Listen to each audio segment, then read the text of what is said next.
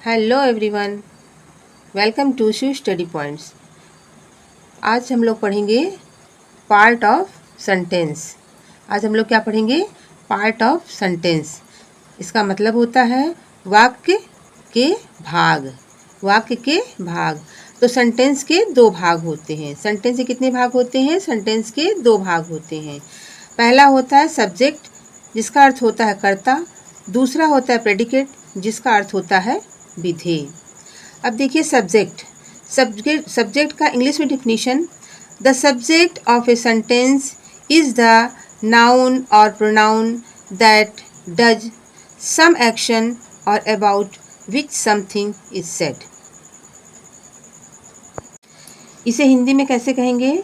इसे हिंदी में कहेंगे वाक्य का सब्जेक्ट वह नाउन या प्रोनाउन होता है जो कोई कार्य करता है या जिसके विषय में कुछ कहा जाता है। ठीक। अब देखिए एग्जाम्पल देखते हैं। रवि रीड्स। रवि रीड्स, इसमें सब्जेक्ट क्या है? इसमें सब्जेक्ट रवि है। She writes a letter. She writes a letter, इसमें सब्जेक्ट क्या है? सी है। Okay. We are playing cricket. Third example है वी आर प्लेइंग क्रिकेट, इसमें सब्जेक्ट क्या है? वी है। तो आपको ये क्लियर हो गया होगा कि सब्जेक्ट इस एग्जाम्पल में कौन कौन से हैं। पहले वाले में रवि है, दूसरे वाले में शी है और तीसरे वाले में वी है। अब हम लोग चलते हैं प्रेडिकेट की तरफ। अब देखिए predicate. Predicates is the part of a sentence which tells something about the subject. Predicates is the part of a sentence which tells something about the subject. तो अब हम इसका भी अर्थ जान लेते हैं। तो ये क्या होता है?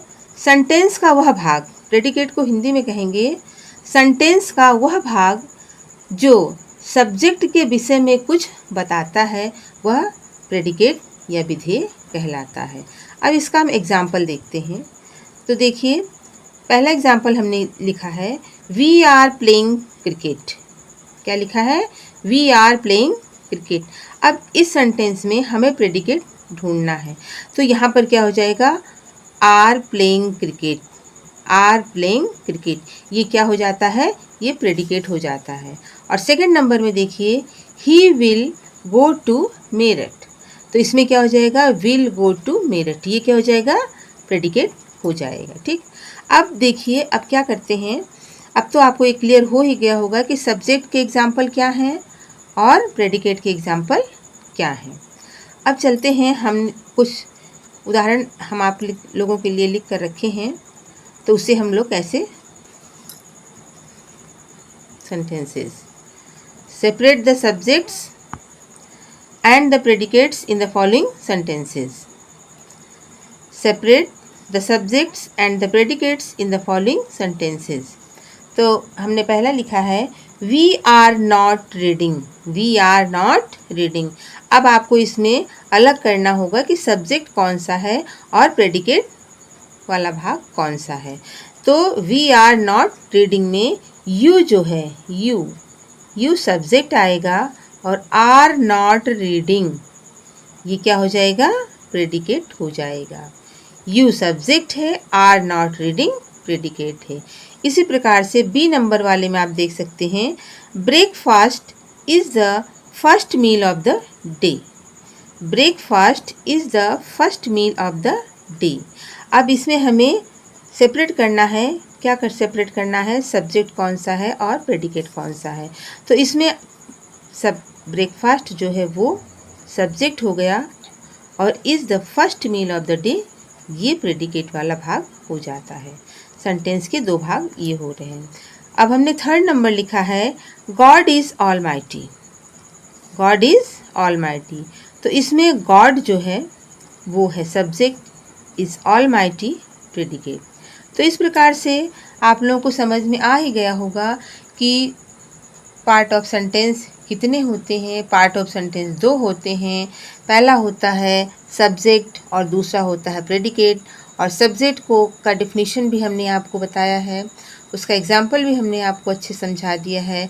उसी प्रकार प्रेडिकेट का भी हमने आपको अच्छे से एग्जाम्पल बता दिया है, डेफिनेशन बता दिया है और प्लस एग्जाम्पल बता दिया है। और सेपरेट करने के लिए मैंने 3 सेंटेंस लिया था, वो तीनों सेंटेंस आपको मैंने इसमें बताया है कि कौन सा इसमें सब्जेक्ट वाला पार्ट है और कौन सा प्रेडिकेट वाला पार्ट है। तो इस प्रकार आप लोग जो है सब्जेक्ट और प्रेडिकेट सीख गए होंगे। तो फ्रेंड्स, आपको हमारी वीडियो अच्छी लगी हो तो आप लोग लाइक शेयर करना नहीं भूलिएगा और चैनल पर सब्सक्राइब ज़रूर कर दीजिएगा। Thank you friends.